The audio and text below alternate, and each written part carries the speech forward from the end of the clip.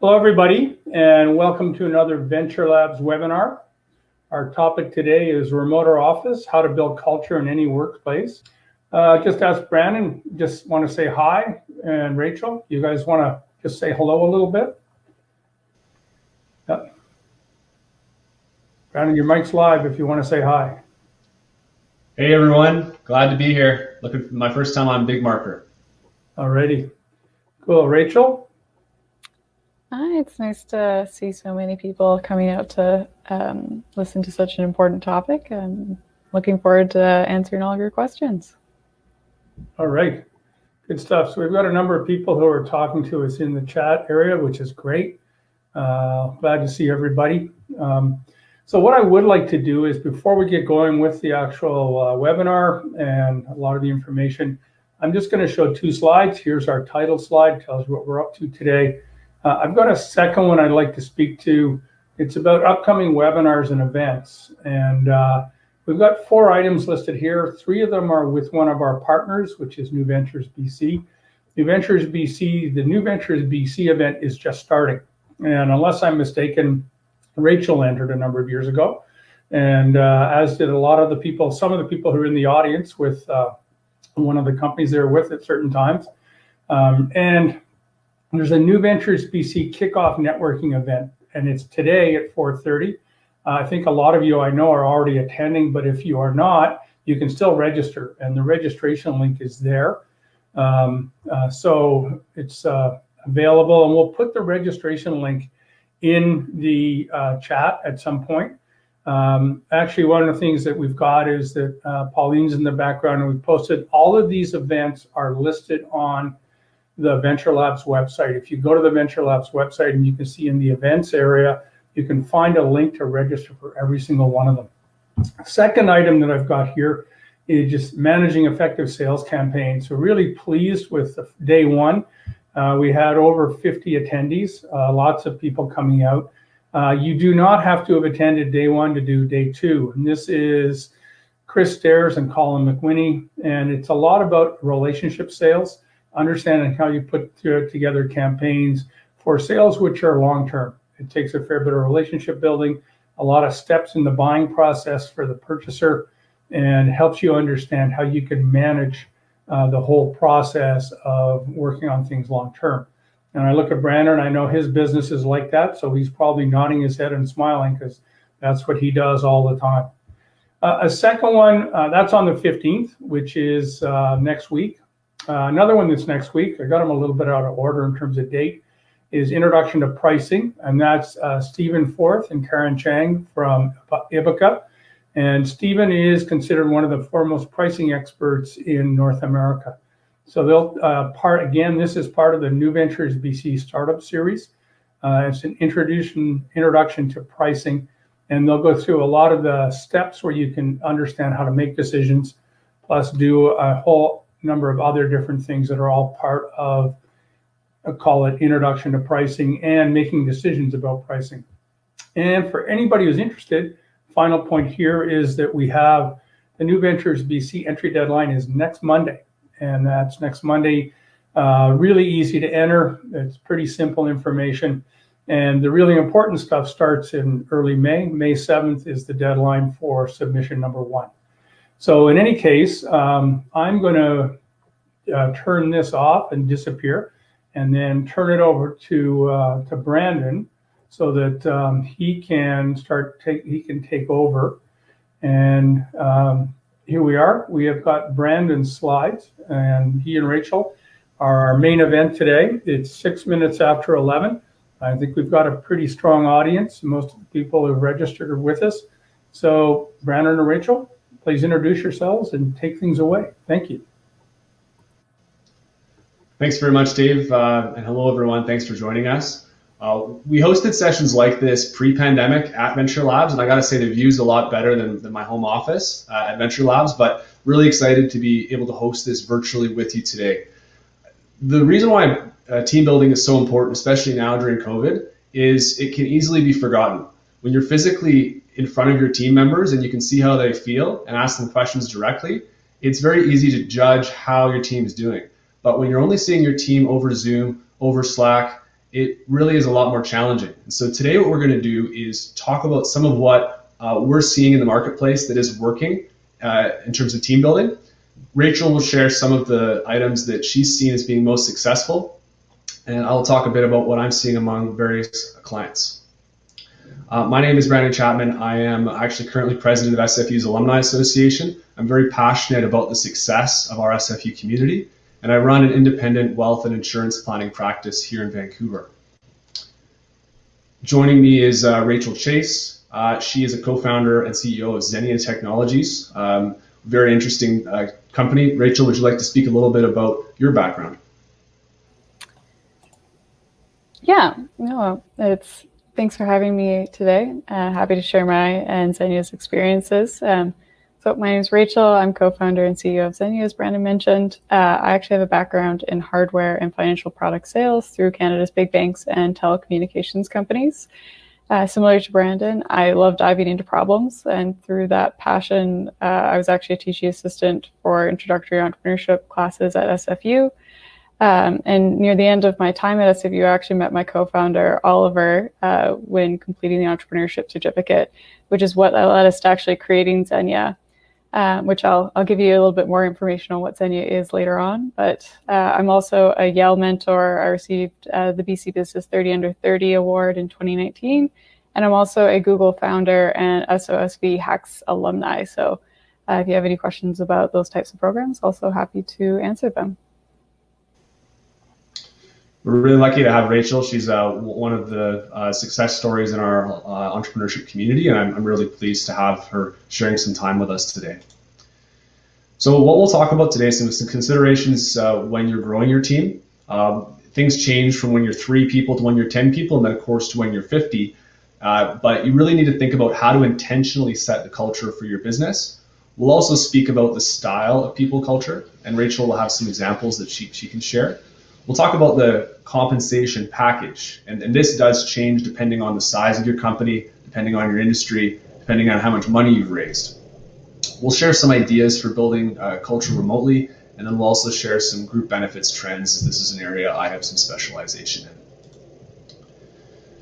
So first off, when thinking about considerations to grow your team, you need to build your mission, vision, and values. Even if you're an early stage business, this is what's going to attract those first employees.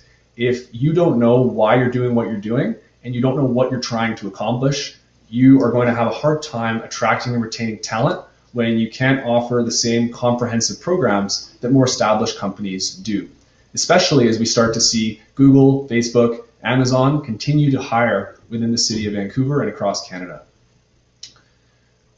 Employment and contractor contracts. Make sure you have a lawyer help set these up, because if you have an employee working on your business and they leave without any contracts, you could be in a situation where they may steal IP, work with a competitor.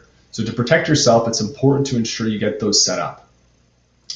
The intentional culture, I'll let Rachel speak more to this because she's doing it on a regular basis. I do it with some of my employees, but she has some really unique ways of building culture with her team.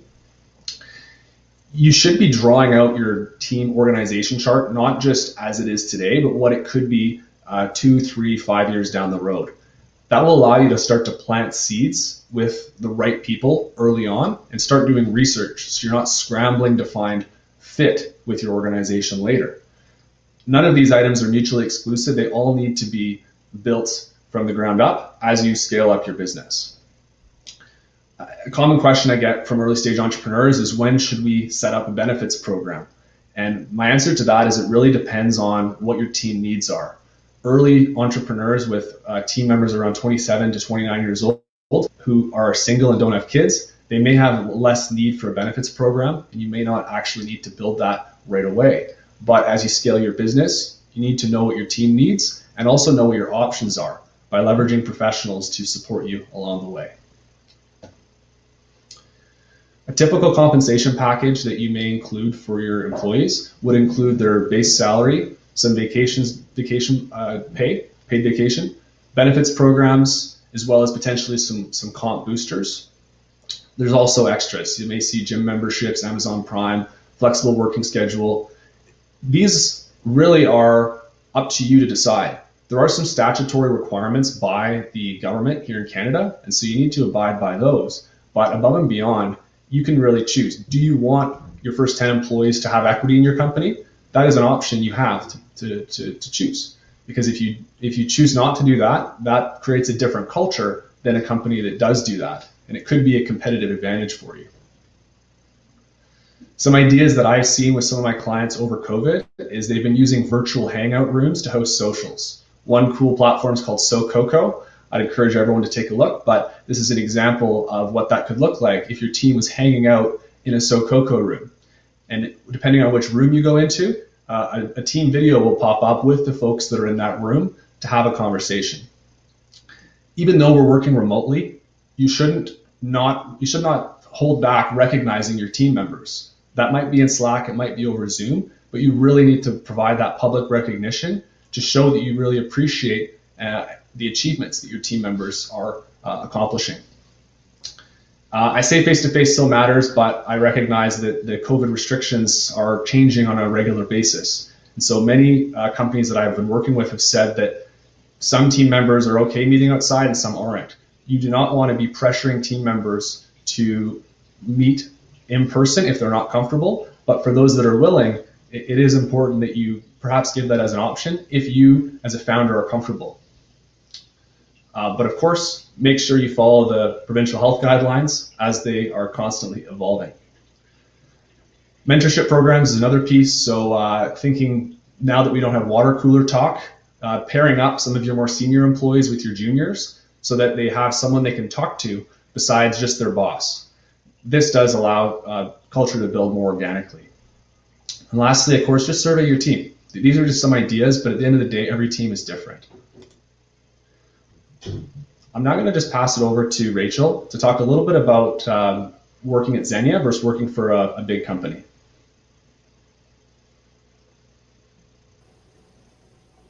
There we go. Thanks, Brandon, for the introduction there. And you've already touched on some really important points, which I'll try and elaborate on with some more examples in a moment. But in terms of Zennea's benefits packages, you do have to be very competitive because there are companies in Vancouver like SAP and Amazon and Google as they start to get established here. And you have to make sure that you're competitive, but you also differentiate yourself and provide value.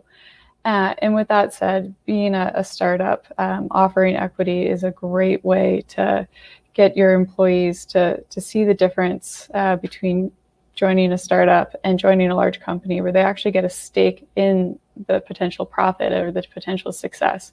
And it really allows for them to buy into investing their time and effort into seeing your company grow, which is a really important differentiating factor. So even if you do end up paying a little less in terms of an annual salary, you're able to make up that benefit by potentially issuing them some options at a discounted exercise price, which then just allows you to say, hey, well, our share price is, say, 50 cents a share right now, but we'll give you the option to purchase some of our shares at a discounted price of, say, 25 cents a share, and they'll vest over 2 years. And so if you stick with us for 2 years, you have this potential option to get all this equity. And if we exit, then you'll also benefit from that. And so it really allows for people to buy in.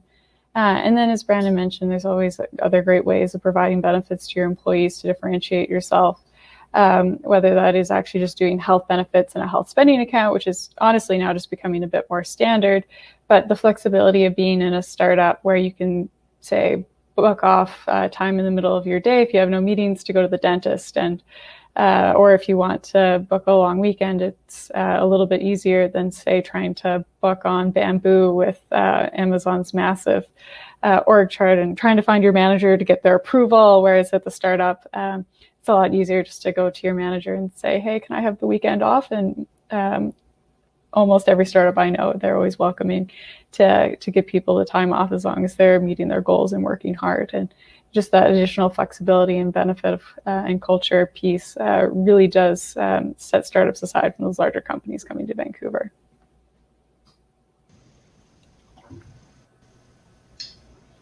Awesome. Thank you so much for that, Rachel. We're just going to run a quick poll and then we'll move on to the next slide here. So everyone, if you could, just please respond to this poll, and we'll quickly show what everyone's perspectives are. Which culture building techniques have worked for your business over COVID? Yeah, we'll just give everybody a minute or so to respond to the poll so we can get some information and see what we're getting in terms of the information. And yeah, we've got a number of responses right now. See how things are going with people.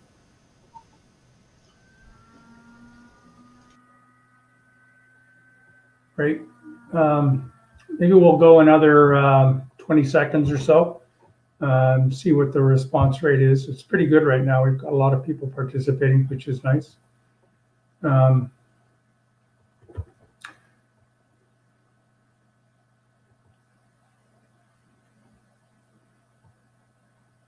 then we'll move on from there. So I'm going to ask Brandon, which one do you think was the winner?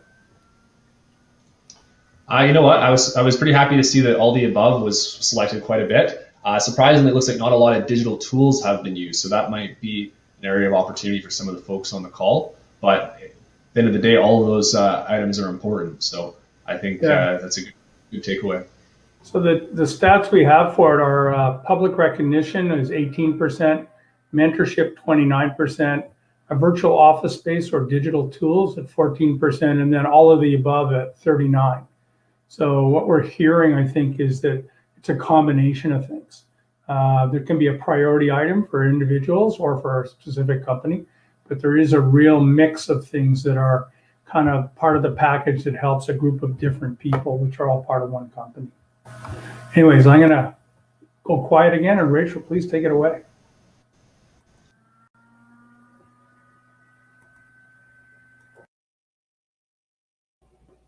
Apologies, even after a year of this, I still start talking while muted. Okay, well, before I dive into the lessons learned and ways to invest in your team, I'll just give you a little bit of an overview of Zennea. So Zennea, we're a medical device company that's conducting clinical trials for a novel medical system to treat chronic snoring and mild obstructive sleep apnea. Our medical device is able to address the underlying physiological causes of chronic snoring and mild OSA. And we've been working on this since starting the research in 2016. And it became a full-time business near the end of 2017. And so we've been on a pretty interesting journey from starting in the labs at SFU through going to SOSV's Hex Hardware Accelerator in Shenzhen, China, coming back to San Francisco to raise money, and then ending up in Vancouver in order to conduct our clinical trials. So it's been a very busy couple of years since starting the company, but it's been a lot of fun. And we started off with a couple of co-founders, and now we're a team of 8. We're aiming to be 11 plus a few interns by the end of the year. And we're just nearing the completion of our first clinical trial. And so I just wanted to start and touch on the top reasons why a startup fails. So this may look familiar to some of you, but I wanted to point out an important perspective. Yes, if you don't have the right team, you're likely to fail. That is well established, and I think everyone's familiar with that at this point. But if you have the right team in place, you can actually reduce the risk of failing for the other reasons too. So like a good team will not ignore their customers, they'll balance out the cash flows, and they won't get out competed because they'll be right there with you trying to get to the best outcome. So it's just important to make sure that you do have the right team in place and that you keep them motivated and focused on the right priorities. So how do you get the best out of your team? That depends on company culture and setting appropriate and, most importantly, consistent expectations. You want to grow the team by making hires that have the same values, the ability to keep up with the fast-paced culture of a startup, and you want them to get along with their teammates. And I want to just point out, it doesn't mean that you should have 100 of the same people. You want to have diversity out of your team, so that way they can bring different perspectives. And your team will appreciate the uniqueness and different personalities that you'll bring to the team, so that way they can collaborate, and create unique solutions to the problems that you'll face. So an example for Zennea, our culture has changed a lot since we were doing research at SFU through going to hacks in China, pre and post-pandemic. And it's natural for company cultures to adapt and grow as team members are added or even if they leave. And so when Zennea was in China, this is a bad example, so do not do this. When we were in China, we had this unspoken culture where people worked until they fell asleep at their desks. We didn't pay each other just because we were trying so hard to get the product off the ground, and we were constantly tired and on edge. This was not sustainable. I know the startup world does try and glamorize this work till you drop mentality, but it really, you can't do it for the long run because a startup isn't a sprint, it's a marathon, and you have to make sure that you're able to sustain for the entire journey. Although I do have to say we did achieve a lot and we really did strive for excellence. So that did set the foundation for our values, which are excellence, open-mindedness, and respect. And was our time and was our energy spent well? Was it necessary at the time? Probably. Would I do it again? Now that I know better? Probably. Because at the time, if you don't know and you just want to get the best outcome, you're going to put in a lot of work, but you need to know that you can't do it forever. And so that you need to keep your eyes focused on developing the company as the needs change. And so when Zennea came back from Shenzhen, our culture shifted more to building structures to make our work-life balance and our communication smoother. And so that way we didn't actually have to work all the time in order to be just as effective in getting those results. And so at this point, this is when we actually added in our health benefits and started investing into the team to create a better environment to work in. And I have to say, just adding health benefits is such an inexpensive way to make the team feel valued. And personally, I also love going to the dentist, so you also do benefit as a founder from that perspective. And there's other ways in which you can provide value that aren't just health benefits. You can do, as I mentioned earlier, flexible schedules, easy to book vacations, and even just taking the time to schedule semesterly one-on-ones with your team members to give them feedback and praise them for their work really goes a long way in just being like, hey, I know you worked overtime almost every day last quarter in order to hit your milestones. Congratulations on achieving your goals. Thank you so much for the hard work. You rocked it. And just having those one-on-one calls can really make all the difference and build a strong relationship between you and your employees.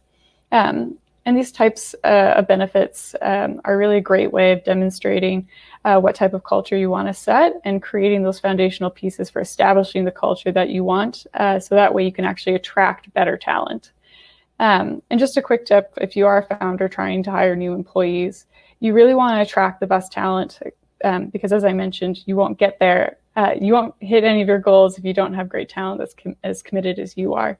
But if you also have no structure and you just expect the employees to work as hard as you, the new employee won't last very long and it'll cost you more money having to rehire new employees. So it's very important to make sure that you actually put in the structures so that way the company can operate with or without you. So there's also that benefit is you could have a day off and the company will still hit the goals. So there's two sides of benefits for actually setting up a corporate structure.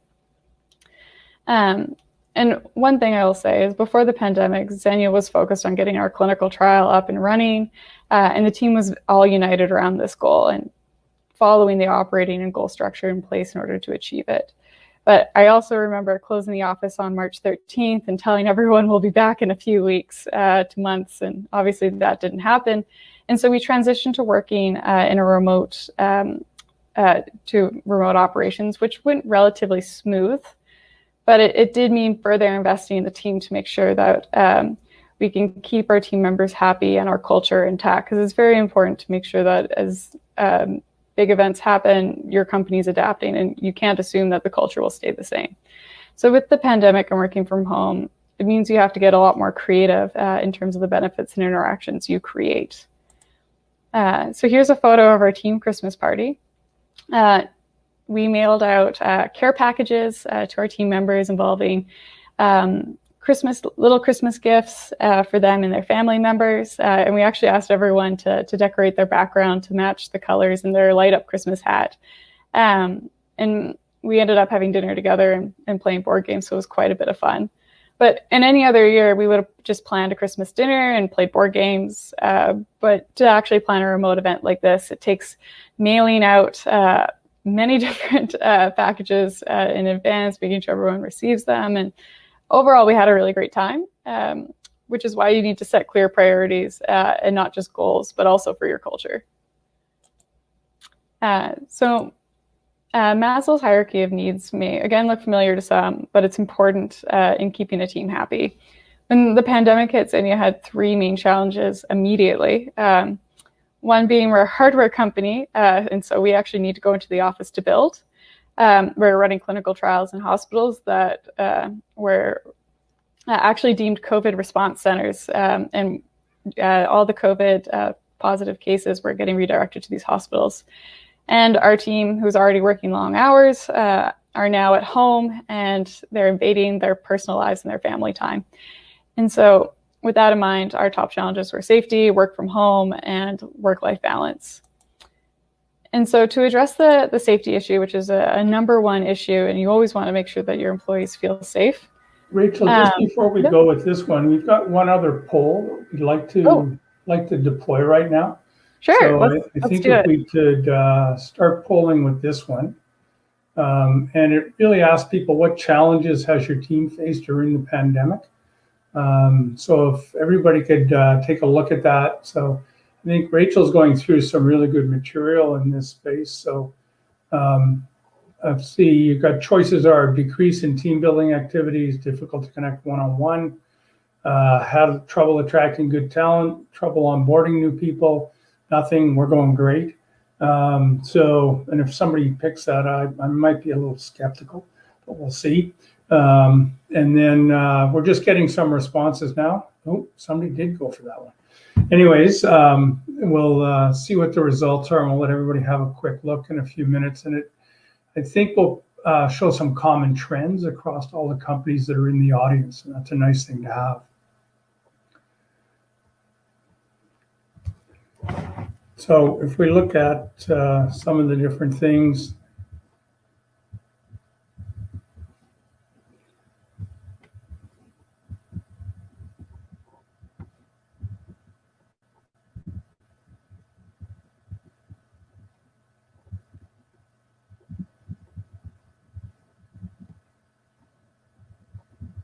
okay, we'll just go another 10 seconds and then we'll close the poll and we'll take a look at the results that we're getting.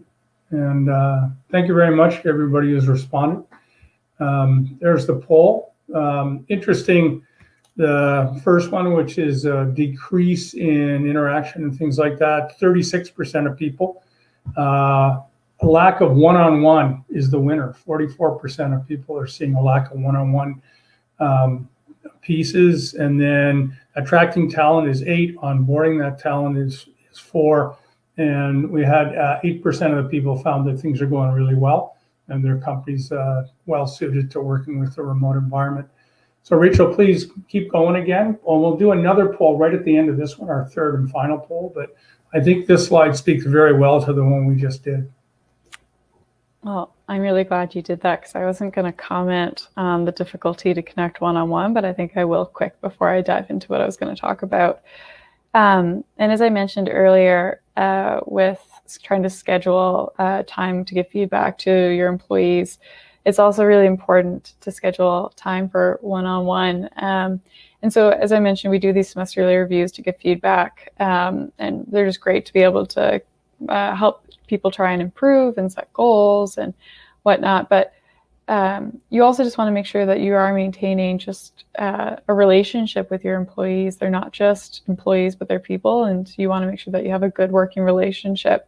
And so, like, we had a new employee start on Tuesday, and we started off with a welcome meeting, followed by I went through and made sure she was set up, went through her first assignment, and made sure that she understood what she needed to get done. And everyone on the team. I just mentioned briefly to them, I was like, hey, everyone, make sure to say hi to Audrey on her first day, so that way she feels welcome. But without asking, everyone on the team scheduled one-on-one coffee meetings with her to make sure that she felt welcomed, she had a face for names, and they got to know each other. And even yesterday, we played a board game session and a round of telestrations, just so that way she could get to know everyone a little bit better. So I know everyone said that there's unfortunately, the second one is a decrease in team building atmosphere, team building activities, which is changing the atmosphere. It just means you really have to double down and invest the time and put it into the calendar and say, hey guys, let's have some time to actually just chat and be social, because otherwise you will notice a disconnect. And no one ever wants to feel like they're the lonely island of one working from home. That's the worst case scenario. So hopefully some of the tips and tricks I'll give today will help address that and give you some inspiration for how to do some fun activities for your company. Okay, well, I'll start off with, to circle back to what I was saying earlier about safety, working from home, and work-life balance. And to address the safety issue with people going into the office and going into hospitals, Zennea had to buy a lot of PPE. A lot. And we created a very long, detailed protocol for how to go into the office that we trained everyone on, and made sure that anyone that was traveling to these hospitals for work had the freedom to travel in whatever way or means of transportation to the site that made them feel safest. So one of our employees, she's like, I feel fine. I'm going to double mask up, get a face shield and some gloves, and she flies right into Calgary. Whereas one of our other employees, they drive out to Abbotsford, take the Abbotsford airport to another small airport in Alberta, and then they drive into Calgary. And it does cost more to do that, and it takes more time, but that's what helps them feel safest to get their work done. And it also allows them to take a weekend off in Fernie between going between clinical sites. And so it also just another benefit of saying, okay, well, if you're going to go traveling that way, you can also take a little bit of a long weekend on your way back. Just to also let them know that it's okay to do what they're doing and to not penalize them for wanting to do things differently.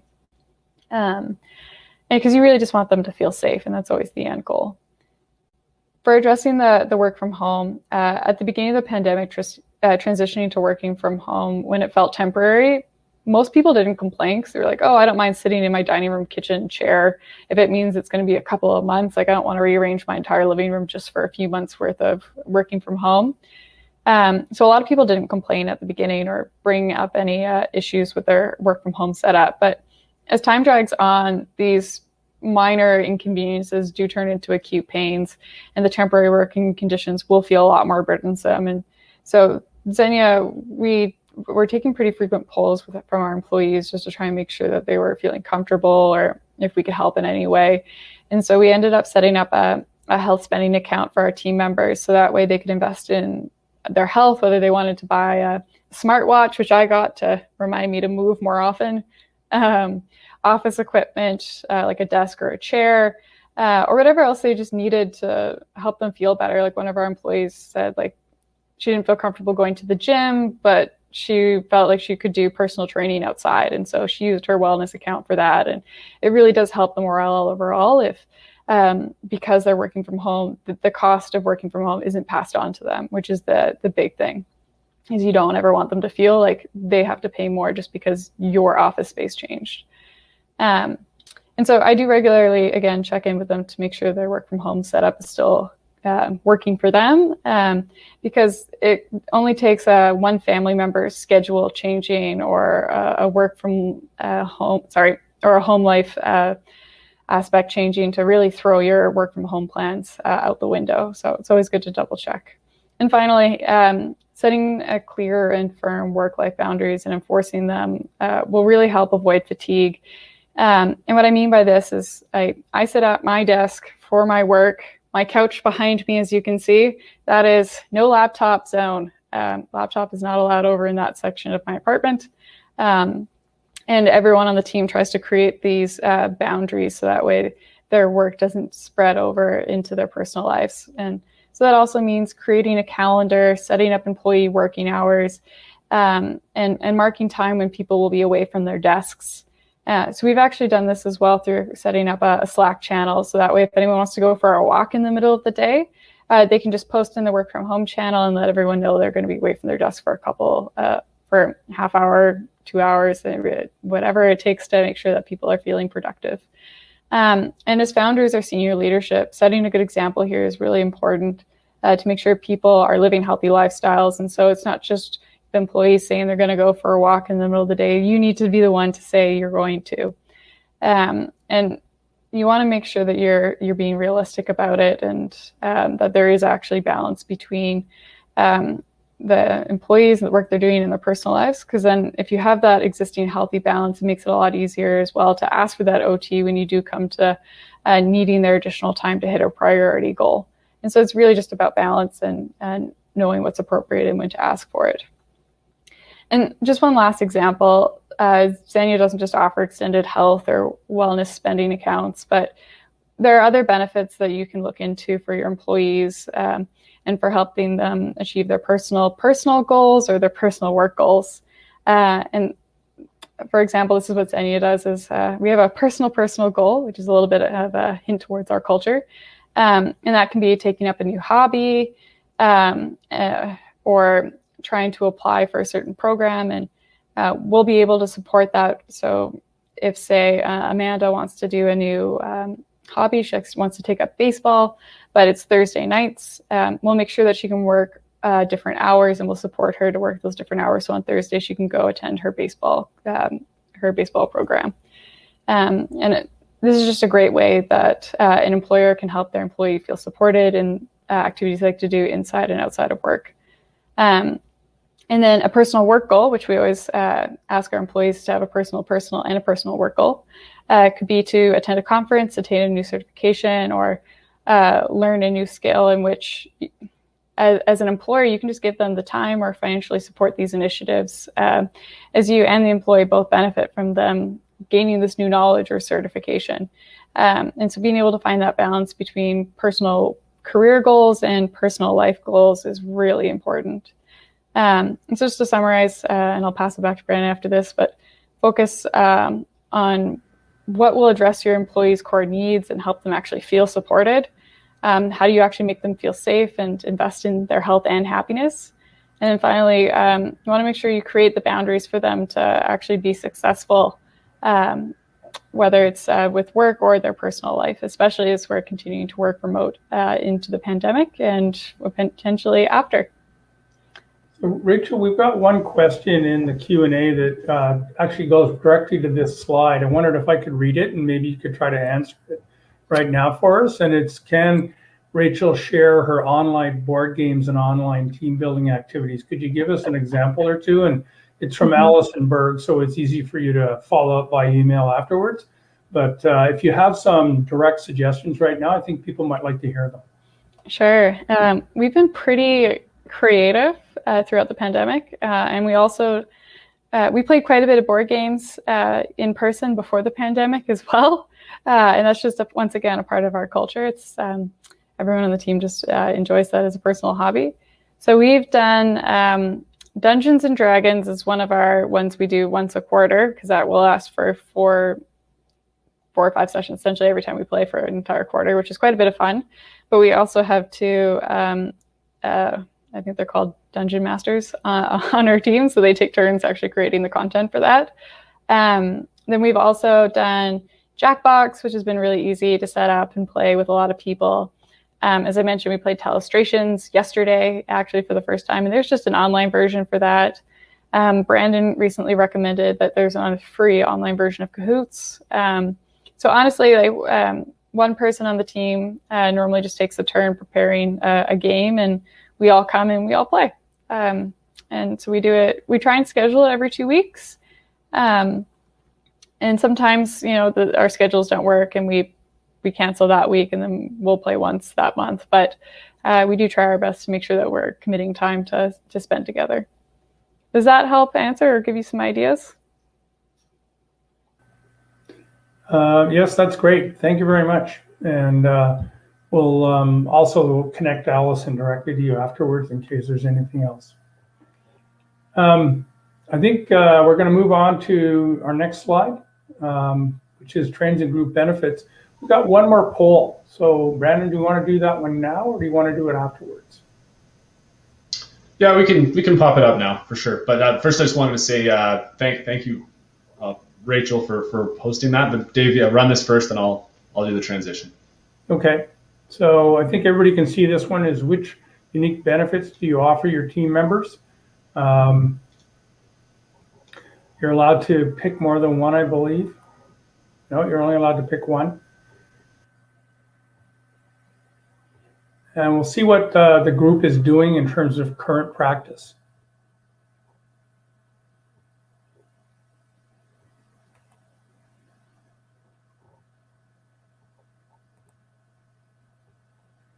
Right, we're getting some results in right now.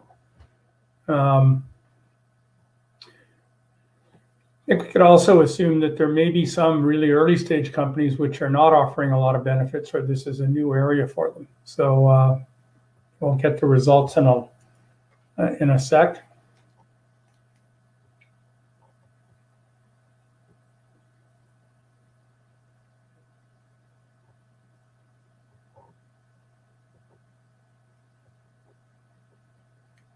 Okay. Let's go another 10, 15 seconds or so, and we'll see if we get any more responses. Okay, so.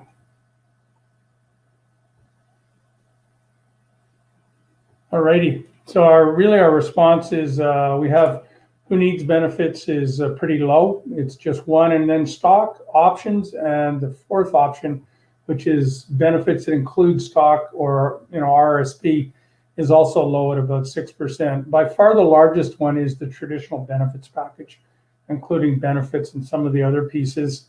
The health spend, that's at about 75%, and then the health spending account rounds out at 12 to 13%. So Brandon, I think if you want to expand on this area, it's probably good information for everyone. For sure, Dave. Yeah, a lot of times I'll see is startup companies will just get a program set up and then it'll be set aside and they won't look at it. But I think it is important to always evaluate what you're offering your employees and are they using it and what is missing. So yeah, Rachel just talked about adding the HSA and the wellness account, which actually there's been a huge spike in those over COVID because of exactly the reasons that Rachel spoke about. Companies that are doing this are setting themselves up for success. Now, before we carry on to talk more about some of these trends, I just wanted to note out a few things that Rachel spoke about. One, it's quite clear that Rachel cares. And so I think this is at the heart of it, as a founder, you need to care about your employees and show you care on a regular basis. I'm a hugger. And so being in front of a computer all the time, it's really hard to actually show that I care about people. And that's why all of us need to really get creative and think about how we can build those relationships and show that we care. An example, one of my employees asked about, she was having problems with her wrist. And so I set up a remote wellness specialist to actually go through an ergonomic session with her and give her a full assessment of her setup. And then we did that for the whole company. We actually had that gentleman come in and do the session for everybody. And so something simple, like if your employees say they have a problem, don't tell them to go talk to their doctor. Try to help them and connect them with people if you can. I'm not saying to replace the medical professionals out there, but just show that you care. That I think was the biggest takeaway I got out of some of what Rachel was talking about. Okay, awesome. Let's carry on. And one more point: founders may not have a work-life balance, but your employees shouldn't be expected to work at the owner's level. So that's another piece I took away. Is Rachel actually is a really hard worker with a big heart, and she always puts her team members above herself.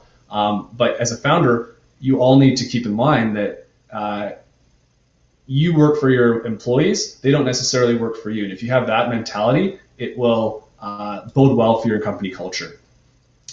Some trends we're seeing in the benefits space is, at the end of the day, looks like most of you already have some benefits, which is great. 61% of employers agree that they do have responsibility to the health and well-being of their people. 59% of employees say that health and wellness benefits are important to increase their loyalty, but but only 37% of millennials say that their plan meets their needs. And so this is very interesting, and that's why we're seeing a lot more flexible benefits being built into programs like health and wellness accounts. And I've been advising many of my clients to set those up recently because of that.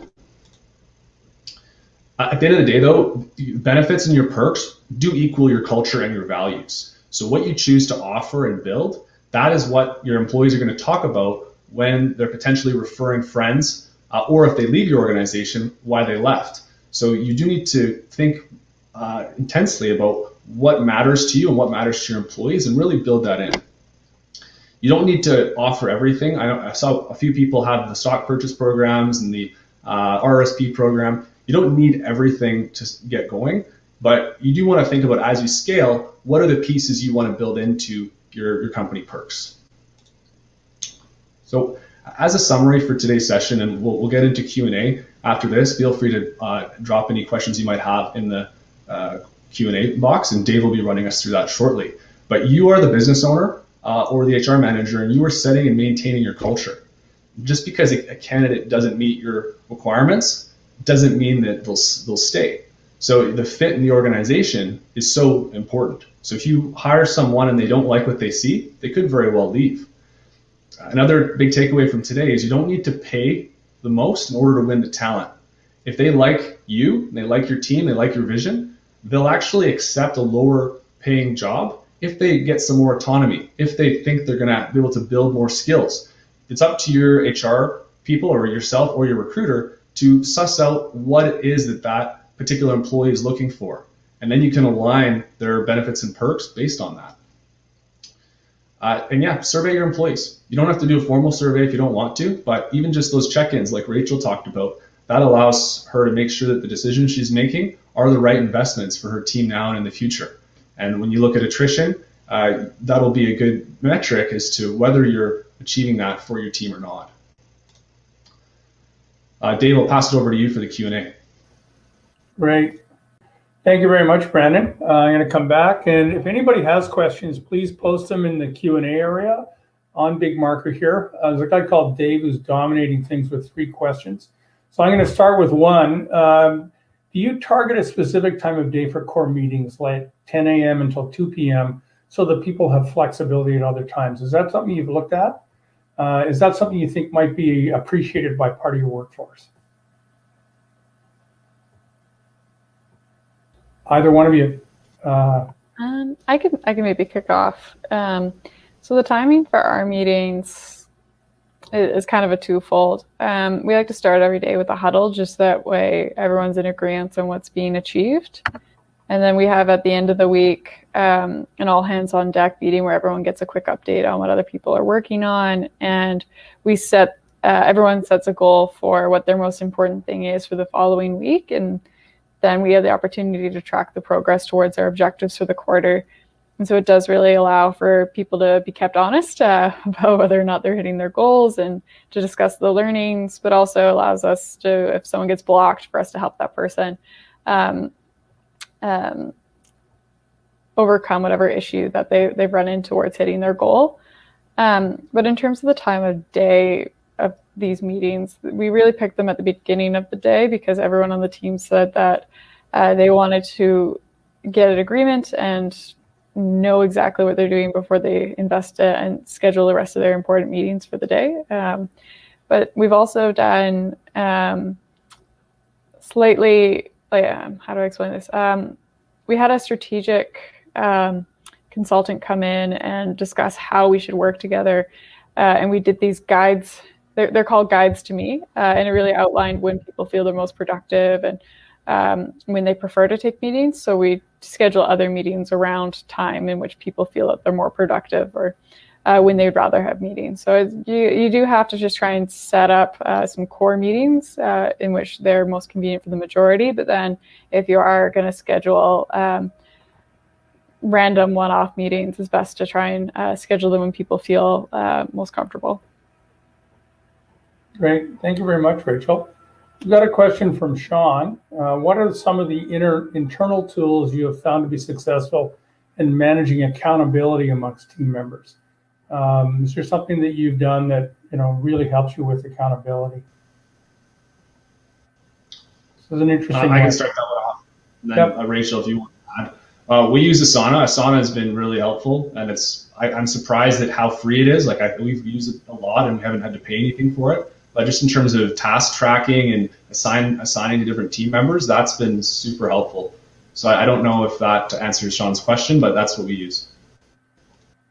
Okay. Anything else? Other tools that people have found? I use ClickUp. We like it because there's quite a bit of integration with our quality management system tools. But sometimes a nice Excel spreadsheet isn't terrible either. Just whatever gets all your priorities in the same place so you can track them. That's what matters. If you can automate it with ClickUp or Asana, that's bonus. Great. Good. Thank you. Question from Tasha. My immediate concern is onboarding and mentoring of co-op students/interns, i.e. temporary young employees. I'm the only current full-time staff of my startup. So she's the founder as well as the CEO, and she's also the boss. So it takes a lot of out of me to onboard and guide them, in addition to trying to assist them to feel attached and engaged and supported through remote work. Also, all the more so given they are burned out from online university. Do you have any tips or suggestions for Tasha? I know I've got a couple, but I'll come in after you guys. I might start this one, Brandon, if you don't mind. Yep. Zennea, we love hiring interns and university students. They're awesome, and they always do such great work. But with that being said, we used to just onboard them as just like schedule their first date, have a 30, 60, 90-day goals, and just try and like walk them through what they needed to do.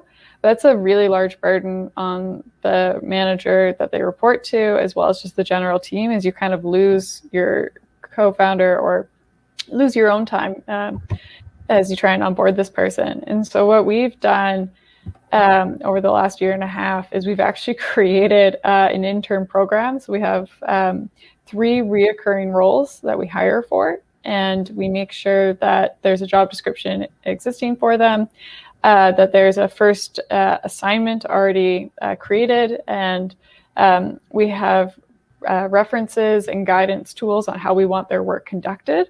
So on their first day, we do the welcome meeting, we walk them through those resources and training material, and then we say, this is how you're going to run each project. These are the gates that we're going to check your work and give you feedback on. And this is when everything should get, when this part of the project should be done, and so on and so on. And so it's just, you essentially give them this package, they read it, they ask questions, and it cut our time for onboarding the interns from like several days of intensive question answering to honestly an hour and a half meeting, and then maybe a handful of 20, 30-minute meetings later on. And our interns have given us a lot of really positive feedback on that. They felt like they learned a lot, and that they had clear instructions for how they were going to accomplish their goals. And when your team members know what they're working towards and how it contributes to the overall vision of the company, they feel a lot better, and they feel like the work they're doing is valued. And so they, at the end of the day, will have left feeling like they learned a lot from the co-op or internship program. So it's a bit of an investment up front, but I promise it's worth it at the end of the day. Brandon, do you have something to add? Yeah, just 2 quick points. Co-op's great. SFU co-op, I'm a little biased, but I think I've got 2 co-ops right now. And what I found works really well is, first, apply for the grants. They're pretty easy to get, surprisingly. 2, the passion of new co-ops coming to your organization, that outside perspective really helps. And then 3, when you have those retiring co-ops, build it into their contract that you want them to speak to the next co-op and speak about their lessons learned. And so I've done that, and it's been really good for continuity and in terms of not needing to kind of reinvent the wheel. So Brandon, I'll actually sort of add on to what you just said. I'm part of a company called Rocket Builders, and we do the Ready to Rocket list. We'll have 6 or 7 co-op students who work on it. And we take somebody who was in the program the year before, and we pay them for a month's time to show all the new co-ops what they did the year before. And to, let's be realistic, I've been in university for a while. So you try to get people of a certain age to talk to other people of the same age, and it works better. So we really find that having the holdover who really understands what happened recently assists everybody getting up to speed really quickly. we've got about another 3 minutes. Got one more final question that I'd like to ask. And do you look for natural friend groups in your company? Maybe it's a symptom of a larger company, 20, 25 employees. Is it easier to ask if the group is doing well rather than try to inquire about one individual? What do you think? Ladies first. Well, Zennia's still pretty small. Like we're 8 right now. I'm sure that when we jump up to the 11 to 15 that we're aiming for by the end of the year, this might form. But at this point, because we're so small, it's most important to make sure that you have that personal touch and you're asking everyone how they're doing individually. And then if there are any inter-team issues or potentially even just like positive groups forming, it's something to also keep tabs on, but you can normally track those down during those one-on-ones. So it's a bit easier to do it that way. I don't know if I'm totally answering your question. Sorry, Dave. No, you're answering what Zennea does, which is great. I think one of the theories of interaction is you're really good at dealing with 7 plus or minus 2 people. So if the company builds to 25 or 30, you probably need a couple of other people beside yourselves working on it. And that's where my thought is there may be natural groups or natural leaders within groups who are people who can overcome the fact you can't talk to 25 people every week sometimes. And that's when in doubt, understand who other people are in the company and how you can communicate as a group. Brandon, anything else that you'd like to add? Yeah, I think you hit the nail on the head, Dave. But when I hire, I try to think about, is this someone I could have a beer with?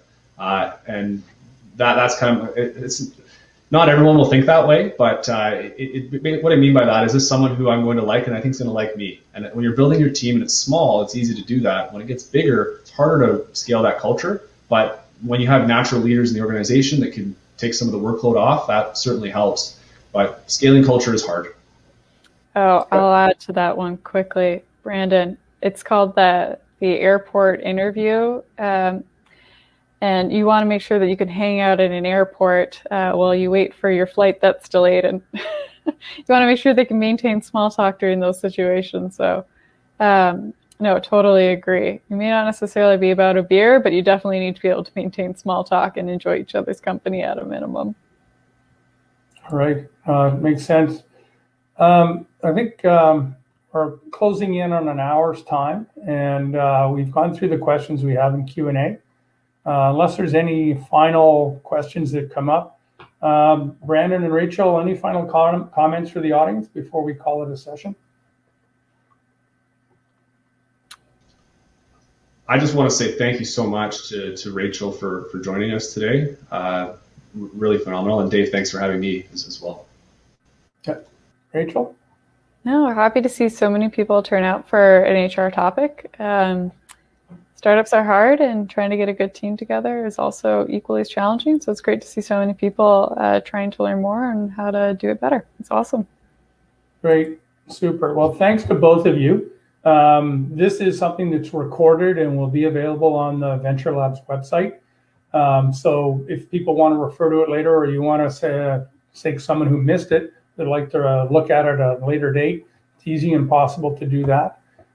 It's part of an ongoing series of webinars that we have. One of the key takeaways that I have from today is this isn't something you do once a year. Making sure you have a really good atmosphere in your company and your people are, doing well and comfortable and stuff is something you have to work at pretty repetitively and something you have to work at all the time. So unless there's anything else, it's now 12 o'clock, and thank you very much for joining us, folks. We're going to sign off, and I hope you have a great rest of the day. It's sunny outside, which is a good thing for April. So enjoy yourself, and we will catch up with you later. Thanks very much, and we'll see you.